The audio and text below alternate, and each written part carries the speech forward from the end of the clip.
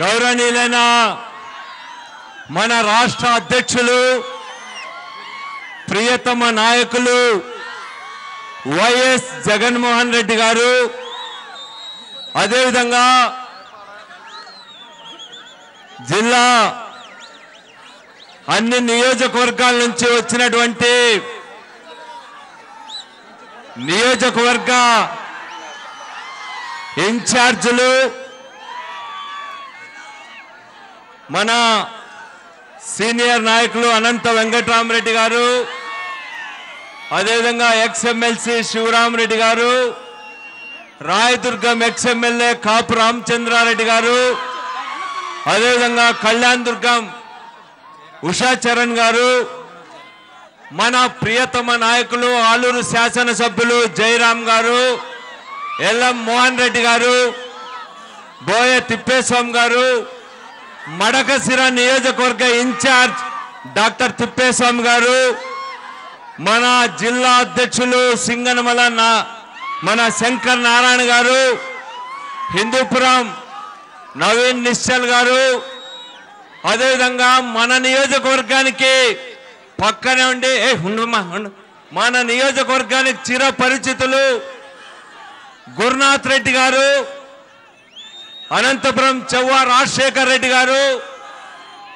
రాగే పరశురాం గారు నదీ మహమ్మద్ గారు రంగంపేట గోపాల్ రెడ్డి గారు అదేవిధంగా మనందరికీ కూడా చిరపరిచితులు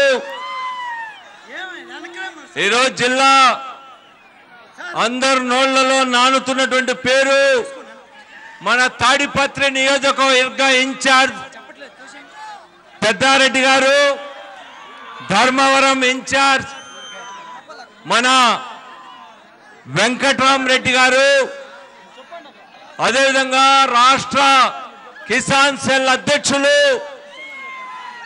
మన నాగిరెడ్డి గారు వివిధ ప్రజా సంఘాల నాయకులు యువజన నాయకులు విద్యార్థి నాయకులు ఎస్సీ సెల్ ఎస్టీ సెల్ నాయకులు మహిళా నాయకులు ప్రత్యేకించి ఉరవకొండ నియోజకవర్గంలో రాత్రింబవళ్లు ప్రజల్లో తిరుగుతూ ప్రజా సమస్యల పరిష్కారం కోసం కృషి చేస్తున్నటువంటి మన ఎంపీటీసీ సభ్యులు జిల్లా పరిషత్ సభ్యులు మండల కమిటీ సభ్యులు నియోజకవర్గ నాయకులు చాలా మంది వేదిక మీదకి రాలేకపోయారు సర్పంచులు వార్డు మెంబర్స్ ముఖ్యంగా అందరికీ మించి ఎన్నో కష్టాలున్నా కూడా పార్టీ కోసం మహర్నిశలు కృషి చేస్తున్నటువంటి మన పార్టీ కార్యకర్తలందరికీ కూడా పేరు పేరున అభివందనాలు తెలియజేస్తా ఉన్నా ముఖ్యంగా ఈరోజు స్వయంగా వైఎస్ జగన్మోహన్ రెడ్డి గారు మన ప్రతిపక్ష పార్టీ నాయకులు ఉరవకొండ నియోజకవర్గానికి వచ్చి ఒక పోరాటానికి నాయకత్వం వహించేటువంటి పరిస్థితి ఎందుకు వచ్చింది ఈరోజు జగన్మోహన్ రెడ్డి గారు ఉరవకొండకు వస్తున్నారంటే నిద్ర పట్టడంలో తెలుగుదేశం పార్టీ మంత్రులకు ఎమ్మెల్యేలకు ఇంకా మన ఎమ్మెల్సీ కేశవ్ అయితే కాళ్ళు గాలిన పిల్లిలా తిరుగుతా ఉన్నాడు వాళ్ళందరికీ నీళ్లు గారుతా ఉన్నాయి ఎందుకు ఈరోజు జగన్మోహన్ రెడ్డి గారు ఎందుకు వస్తున్నారని చెప్పి ప్రశ్నిస్తా ఉన్నారు నేను అడుగుతా ఉన్నా హంద్రి నీవు అంతా వరి నాట్లు వేస్తున్నాం చెరువులకు నీళ్లు వస్తున్నాయని చెప్పి మేమే తెచ్చినామని చెప్పి ప్రచారం చేసుకుంటున్నారు నేను ఈరోజు అడుగుతా ఉన్నా మీకు శ్వేతపత్రం విడుదల చేసే ధైర్యం ఉందా అని చెప్పి నేను అడుగుతా ఉన్నా ఈరోజు హంద్రి నీవా కాలువ ఈ జిల్లాకు వరప్రసాదిని 3.5 లక్షల ఎకరాలకు సాగునీరు 25 లక్షల మందికి తాగునీరు కోసం హంద్రి నీవాని తీసుకొచ్చినారు ఈ హంద్రి నీవా ఎవరో పెట్టిన భిక్ష కాదు అనంతపురం జిల్లా ప్రజలు ముఖ్యంగా రైతాంగం సుదీర్ఘమైన పోరాటం చేశారు కృష్ణా నది జలాల అనంతపురం తీసుకురావాలనేటువంటి ఒక తపస్సు ఫలించింది హంద్రీ నీవా ద్వారా.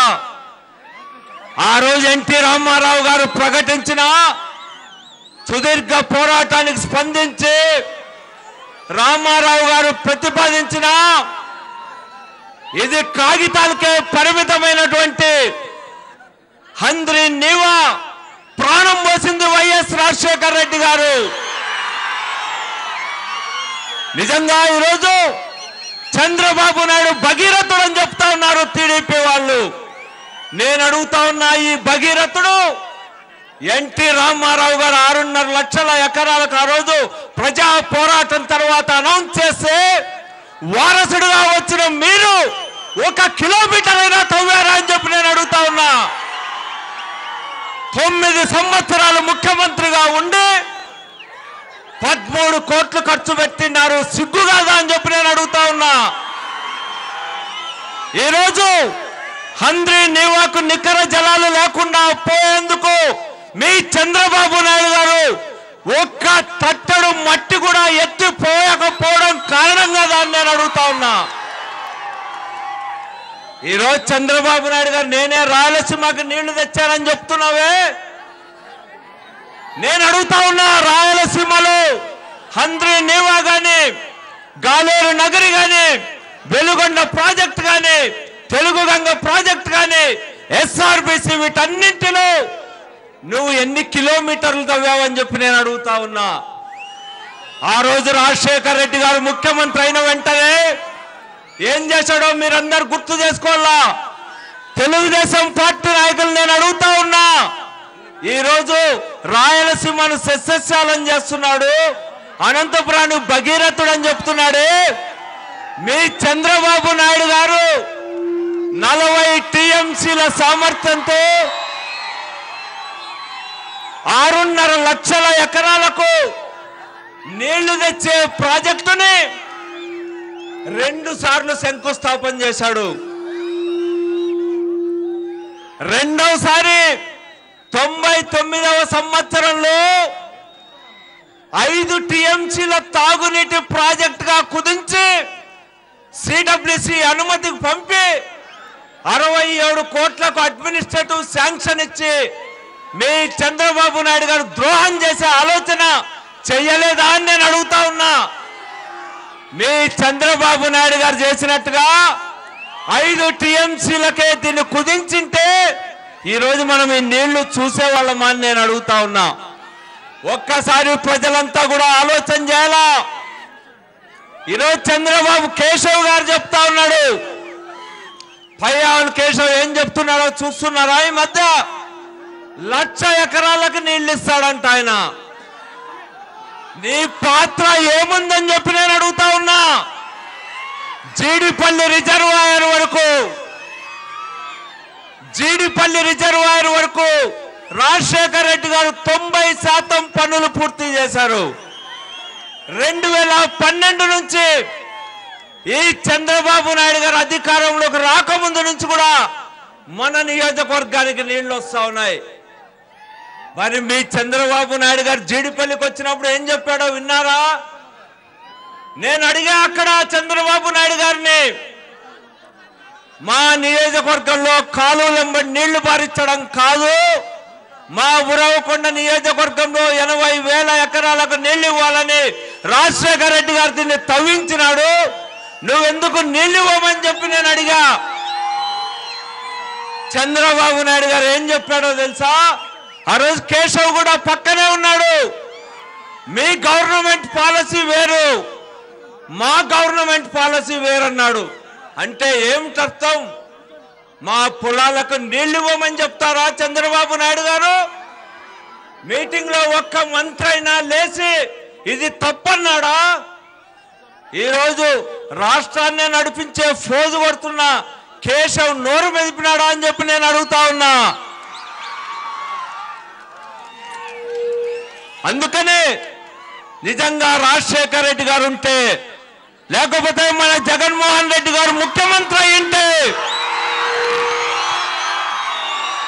ఇప్పటికీ మనందరికి కూడా 80,000 ఎకరాలకు నీళ్లు వచ్చిండేవి. ఈరోజు మీకు తెలుసా, ఇది డిస్ట్రిబ్యూటర్ని రద్దు చేసే ఆలోచన చేశారు. ఇక్కడున్న మీరు వేల మంది రైతులు నీళ్ల కోసం మనం పోరాటం చేశాం కాబట్టి మన నియోజకవర్గంలో డిస్ట్రిబ్యూటర్ రద్దు చేసే ధైర్యం చంద్రబాబు నాయుడుకి చాలలా. అదే ఈరోజు రెండవ దశలో జీడిపల్లి దాటితేనే డిస్ట్రిబ్యూటర్ వ్యవస్థనంతా కూడా రద్దు చేసేశాడు చంద్రబాబు నాయుడు గారు. మనం ఈరోజు ఎందుకు కలిసాం ఇక్కడ? మనమందరం కూడా ఎందుకు కలిసాం ఇక్కడ? మనమేమో చంద్రబాబును విమర్శించడానికో ఇంకోరికో కాదు. మాకు నీళ్లు కావాలా? మాకు నీళ్లు ఇవ్వకుండా మేము పొలాలను పోగొట్టుకున్నాం. పొలాలు పోగొట్టుకుని అందరినీ ఒక ప్రాణం పోసాం. మాకు నీళ్లు ఇవ్వకుండా నువ్వు ఎక్కడెక్కడికో ఎట్లా తీసుకుపోతావు? మేము చేతగాని వాళ్ళం అనుకున్నామా? ఉరవకొండ ప్రజలు పోరాట పటిమ కలిగినటువంటి వాళ్ళు, నీ జిమ్మిక్కులు కుట్రలు మేము అంగీకరించే ప్రశ్నే లేదని చెప్పి నేను చెప్తా ఉన్నా. అదేవిధంగా మనం అందరినీ పైన ఒకటి కాదు, రెండు కాదు, అనేక పోరాటాలు చేశాం. ఇక్కడ నేనే 25 గంటల పాటు దీక్ష చేశా. 16 మంది శాసనసభ్యులు వచ్చారు. అదేవిధంగా రాష్ట్ర సిపిఎం నాయకులు, సిపిఐ నాయకులు, అన్ని పక్షాల నాయకులు వేలాది మంది వచ్చి ఇక్కడ సదస్సు జరిపాం. రాత్రి 8 గంటల నుంచి పొద్దున 8 గంటల వరకు వేలాది మంది నిద్ర మేల్కొని పొట్టిపాడులో జలజాగరణ చేశాం. బెలుగుప్పలో రాత్రి 6 గంటల నుంచి కూర్చొని పొద్దున 8 వరకు జల జాగరణ చేశాం నీటి కోసం. అప్పుడు ఈ ప్రభుత్వం దిగి వచ్చింది. అప్పటి వరకు కూడా మీ ప్రభుత్వ విధానం వేరు, మాది వేరని చెప్పిన తెలుగుదేశం ప్రభుత్వం ఇంజనీర్లను దింపి ప్రెస్ మీట్ పెట్టించి ఈ ఆగస్టులో 30,000 ఎకరాలకు, వచ్చే ఆగస్టులో 30,000 ఎకరాలకు నీళ్లు ఇస్తామని చెప్పింది. మరి ఎందుకు ఇవ్వలేదని చెప్పి నేను అడుగుతున్నా. నేను శాసనసభలో అడిగా, ఈ ఆగస్టులోనే ఇస్తామన్నారు. శాసనసభ గౌరవం లేదు, మీ అధికారులు చెప్పిన మాటలకు గౌరవం లేదు.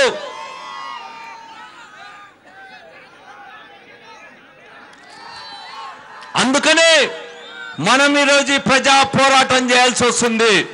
నేను తెలుగుదేశం పార్టీ నాయకులు చెప్తున్నా, మీ వైఫల్యం వల్ల, మీ చేతగంతనం వల్ల ఈరోజు జగన్మోహన్ రెడ్డి గారు, ఈరోజు రాజశేఖర్ రెడ్డి గారి కళల స్వప్నాన్ని నిజం చేయడానికే ఈరోజు ఉరవకొండకు రావాల్సి వచ్చింది.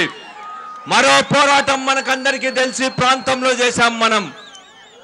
మనం ఈ ఎలక్షన్ అయినప్పటి నుంచి కూడా నిద్రపోలే మన ప్రజలు. వైఎస్ఆర్సీపీ పార్టీ ప్రజలకు అండగా రాత్రింబవళ్ళు శ్రమించింది, ప్రజల కోసం నిరంతరం పోరాటాలు చేసింది. ముఖ్యంగా ఉరవకొండ ఇది నియోజకవర్గ కేంద్రం. ఇది నియోజకవర్గ కేంద్రంలో రాజశేఖర్ రెడ్డి గారు ముఖ్యమంత్రిగా ఉన్నప్పుడు ప్రతి వాళ్లకు ఇంటి స్థలం ఇవ్వాలని, ప్రతి వాళ్లకు ఇల్లు కట్టించి ఇవ్వాలని కోట్ల రూపాయలు విలువ చేసే 89 ఎకరాల భూమిని కొన్నారు. ఆ రోజు నేను, శివరాం రెడ్డి గారు, మేమంతా కూడా రాజశేఖర్ రెడ్డి గారు వెంటబడి, రాజశేఖర్ రెడ్డి గారు ఆ రోజు మానవతా దృక్పథంతో మనకు అంత భూమి కొనిస్తే 2008లోనే కొన్నాడు. ఇప్పుడు ఈ గవర్నమెంట్ వచ్చి 2.5 సంవత్సరాలు అయింది. 2.5 సంవత్సరాల కాలంలో ఒక్క ఇంటి స్థలం ఇచ్చే యోగ్యత లేదే మీకు తెలుగుదేశంకి. సింగపూర్ అంటారు, జపాన్ అంటారు, దావోస్ అంటారు, ఏవేవో మాట్లాడతారు. నేను అడుగుతా ఉన్నా, ఒక ఇంటి స్థలం కోసం ఇంత పోరాటం చేయాలని చెప్పి నేను అడుగుతా ఉన్నా. నేనే స్వయంగా 30 గంటల దీక్ష చేశా. ఈ టౌన్ కు సంబంధించిన జెడ్పీటీసీ సభ్యులు, ఎంపీటీసీ సభ్యులు 25 గంటల దీక్ష చేశారు. ప్రభుత్వంలో కదలికలా. ఈరోజు మన పోరాట ఫలితంగా ఆ రోజు 1800 పేర్లు తయారు చేసిన ఒక్కటంటే ఒక్క ఇల్లు ఇచ్చిన పాపాన బోలా చంద్రబాబు నాయుడు గారు. అదే విధంగా ఇదే సమస్య పైన మనం ఈ రోడ్డు పైనే అసాధారణంగా ఉదయం 10 గంటల నుంచి సాయంత్రం 6 గంటల వరకు రోడ్డు పైన వేల మంది మహిళలు, పేదవాళ్ళు, చేనేత కార్మికులు, మైనారిటీలు రోడ్ల పైన కూర్చొని పోరాటం చేశారు. ఏ ప్రభుత్వ పరువును రోడ్డులో పెట్టినా సిగ్గులేదా అని చెప్పి నేను అడుగుతా ఉన్నా. కేశవ్, ఇన్ని మాటలు మాట్లాడతావే, ఒక పేదవాడికి ఇల్లు ఇవ్వలేనందుకు నీకు సిగ్గు కావడం లేదా అని చెప్పి నేను అడుగుతా ఉన్నా. నీవు అడగలేవు, అడిగే ధైర్యం లేదు నీకు. నీకు మంత్రి పదవి కావాలా? కానీ మేం పోరాటం చేస్తే నీవు అన్ని వేల మంది రోడ్డు పైన కూర్చుంటే ఒక్క తహసీల్దార్ పోకూడదంట, ఒక్క ఆర్డీఓ పోకూడదంట, కలెక్టర్ గా రాకూడదంట. ఇదే మీ ప్రజాస్వామ్యం పైన ఉన్న గౌరవం? ఇది నాగరికత అని చెప్పి నేను అడుగుతా ఉన్నా. ప్రజా పోరాటాల పట్ల స్పందించే తీరు ఇదేనా అని చెప్పి నేను అడుగుతా ఉన్నా తెలుగుదేశం ప్రభుత్వాన్ని. ఆ రోజు నెల రోజుల టైం అడిగారు, నెల రోజుల్లో మేము ఇస్తామన్నారు. మేము మళ్ళా 3 నెలల టైం ఇచ్చాం. 3 నెలల టైం ఇచ్చిన తర్వాత ఉరవకొండ తహసీల్దార్ కార్యాలయాన్ని దిగ్బంధం చేశాం. దిగ్బంధం చేస్తే సిగ్గు శరము లేకుండా మొత్తం రెవెన్యూ అధికారులందరూ కూడా ఆఫీస్ వదిలిపెట్టి పరిగెత్తిపోయినారు. ఏమంత అవసరమా? అంత భూముందే, ₹1 ఖర్చు పెట్టాల్సిన అవసరం లేదే. ఒక్క పేపర్ పేదవాళ్ళకి ఇవ్వలేరా అని చెప్పి నేను అడుగుతా ఉన్నా. మమ్మల్ని అరెస్ట్ చేశారు. వేల మంది ఆడవాళ్ళు అడ్డం కూర్చొని పోలీస్ స్టేషన్ ముందు గంటల తరబడి బైఠాయింపు చేసి పోలీస్ స్టేషన్ ని గరవ చేశారు, బంద్ చేశాం. ఇవన్నీ ఎందుకు చేయాల్సి వచ్చింది? ఏమి గొంతమ్మ కోర్కెలా? ఒక్క ఇల్లు ఇస్తే అదేమన్నా గొంతమ్మ కోర్క? పేదవాళ్ళు దరిద్రంలో ఉన్నారు, తినడానికి తిండి లేదు. 2000 రూపాయలు బాడుగ ఎట్లా పెట్టాలా, 3000 రూపాయలు ఎట్లా బాడుగ పెట్టాలని కళ్ళలో నీళ్లు పెట్టుకున్నారు. మా జగన్ గారు అందుకే చెప్పారు, గడప గడపకు పోండని. నేను ఇంటింటికి పోయినప్పుడు చూసా, నిజంగా ఉరవకొండ పేదరికాన్ని చూస్తే కళ్ళలో నీళ్ళు వచ్చాయి. మొత్తం చేనేతంతా కూడా కుప్పగొలిపోయింది. ఒకప్పుడు బంగారు లాంటి ఉరవకొండ టౌన్ లో పేదరికం తాండవిస్తా ఉంది. మురికి నీళ్లు తాగే పరిస్థితి ఉంది. పైప్ లైన్లు ఎప్పుడో వేశారు, మొత్తం మురికి నీళ్ళన్నీ కూడా వస్తా ఉన్నాయి. ఒక కాలనీలో ఇంటికి పోతే ప్రతి ఇంట్లో అడిగింది ఒక్కటే కోరిక, వాళ్ళు భూమి ఇవ్వమన్లా, ఇల్లు ఇవ్వమన్లా. ఇక్కడే ఉంది drivers colony, Shivaram Reddy colony, ఇతర కాలనీలు. వాళ్ళు అడిగింది ఒక్కటే, మా ఇంట్లో కడుపు మాన్ దాటి నీళ్లు వస్తున్నాయి వర్షం వస్తే, మురికి కాలువలు నిర్మించమన్నారు. మురికి కాలువలు నిర్మించే యోగ్యత లేదా మీకు? ఇక్కడే ఎస్సీ కాలనీలో, అంబేద్కర్ కాలనీలో, ఈ ముందున్న కాలనీలో మొత్తం లెట్రిన్స్ అన్ని కూల్చివేసినారు. వాళ్ళు ఎక్కడికి పోవాలి? ఇంత పెద్ద టౌన్ లో ఆడవాళ్ళు ఒక్కటే అడిగినారు, సార్ మేము ఎంత దూరం పోవాలా భోజన లెట్రిన్ కు, మా ఆరోగ్యాలన్నీ నాశనం అయిపోతున్నాయంటారు.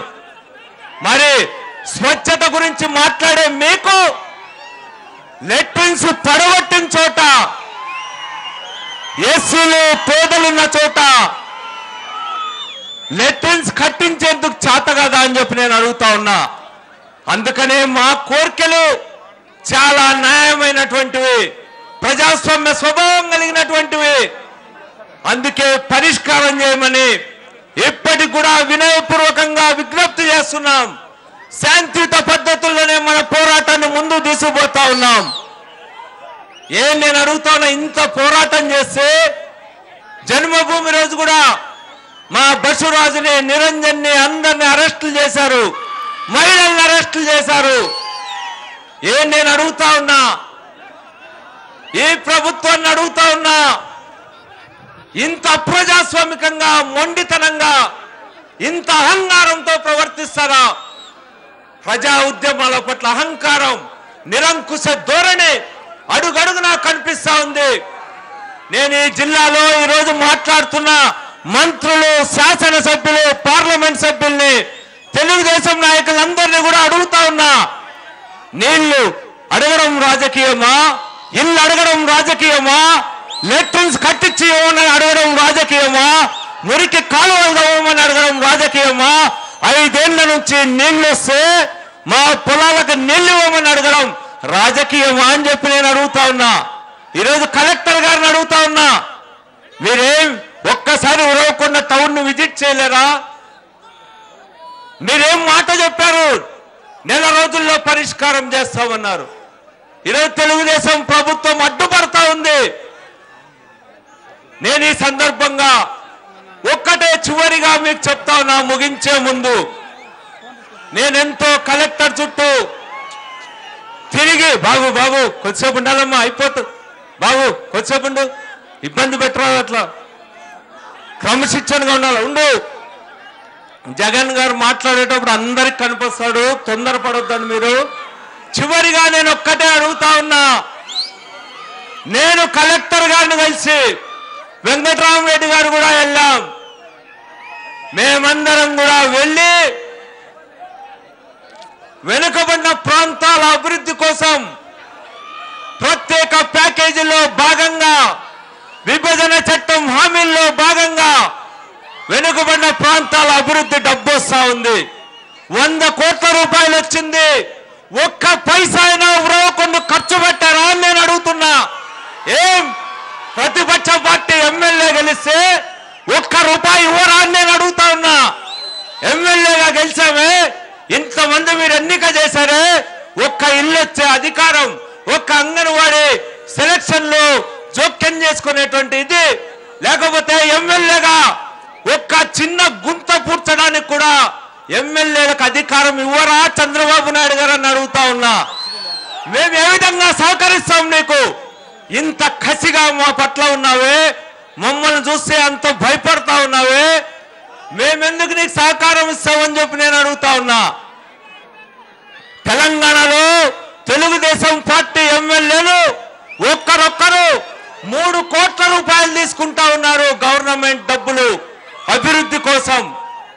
ఈ రాష్ట్రంలో కూడా ఇంతకుముందు ₹1 కోటి ఇచ్చేవాళ్ళు రాజశేఖర రెడ్డి గారు ఉన్నప్పుడు. చంద్రబాబు నాయుడు గారు అధికారంలోకి వచ్చిన తర్వాత మాకు ₹1 కూడా ఇవ్వకూడదని నిర్ణయం చేశాడు. ఇంతకంటే అన్యాయం ఏమైనా ఉందా అని నేను అడుగుతా ఉన్నా. ప్రతిపక్ష శాసనసభ్యులు గెలిపిస్తే వాళ్ళ పట్ల గౌరవం లేదు, నా పట్ల గౌరవం లేకపోతే మాని మీ పట్ల, ప్రజల పట్ల గౌరవం ఉండాలి కదా అని చెప్పి నేను అడుగుతా ఉన్నా. ఇంత ప్రజాస్వామికంగా ఎవరైనా పరిపాలించాడా? చంద్రబాబు నాయుడు గారు అంత అనుభవం ఉంది, ఇంత అనుభవం ఉందని గొప్పలు చెప్పుకుంటావే, ప్రతిపక్ష పార్టీకి సంబంధించిన శాసనసభ్యుల్ని మాట్లాడించడమైనా మీకు తెలుసా అని నేను అడుగుతా ఉన్నా. కనీసం ఎదురుపడి మా నియోజకవర్గానికి చంద్రబాబు గారు వస్తే నేను పోయా,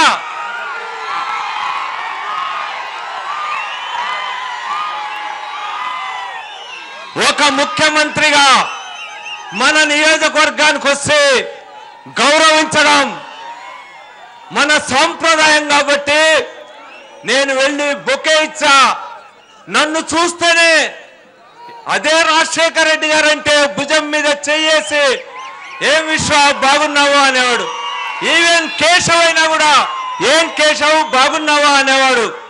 మీకు మమ్మల్ని చూస్తేనే జర్రలు పాకినట్టుంది చంద్రబాబు నాయుడు గారికి. ముఖమంతా చిట్లించుకుంటాడు. ఒక శాసనసభ్యుల్ని మాట్లాడించడం కూడా చంద్రబాబుకు తెలియదు.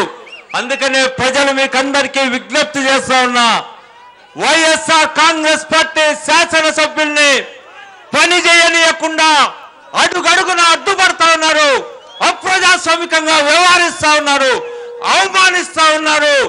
అందుకనే మిమ్మల్ని అందరినీ కోరేది వాడి చుట్టూ వీడి చుట్టూ ప్రాధేయపడ్డం కాదు, మన జగన్ గారు చూపిన మార్గం పోరాటం, పోరాటం, పోరాడతాం. చంద్రబాబు తాతైనా సరే దిగి రావాల్సిందే. ప్రజా పోరాటానికి దిగి రాకపోతే వచ్చే ఎలక్షన్స్ లో వాళ్లకు నూకలు జరుగుతాయి, వాళ్ళు డిపాజిట్లు కోల్పోతారు.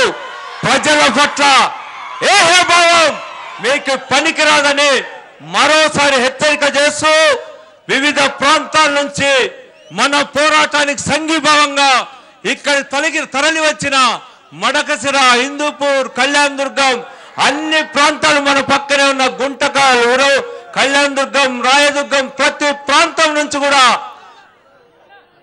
తరలి వచ్చి మీ పోరాటం సరైంది, మీ పోరాటానికి హ్యాట్స్ ఆఫ్, మీ పోరాటాన్ని మేము భుజం తట్టి మీ వెంట నిలుస్తామని చెప్పి ఇక్కడికి తరలి వచ్చిన నాయకులందరికీ కూడా పేరు పేరున ధన్యవాదాలు మన విరవకొండ నియోజకవర్గం తరపున తెలియజేస్తూ, మీరందరూ కూడా ఇంత ఎండ ఉన్న గ్రామాల్లో తినడానికి ఒక పని చేయడానికి పని లేకపోయినా తిండి లేకపోయినా ఎన్నో కష్టాలు కోర్చి చెమటొడుస్తున్న ఆడవాళ్ళు, మగవాళ్ళు, పిల్లలు వేల సంఖ్యలో ఇక్కడికి తరలి వచ్చినారు. మీకందరికీ కూడా ఈ పోరాట స్ఫూర్తిని భవిష్యత్తులో కూడా మీరు ప్రదర్శించాలని మీకందరికీ వినయపూర్వకంగా విజ్ఞప్తి చేస్తూ నాకు ఈ అవకాశాన్ని ఇచ్చినందుకు ధన్యవాదాలు తెలియజేస్తూ ముగిస్తున్న. జై వైఎస్ఆర్ కాంగ్రెస్ పార్టీ, జై జగన్మోహన్ రెడ్డి, జై రాజశేఖర రెడ్డి గారు.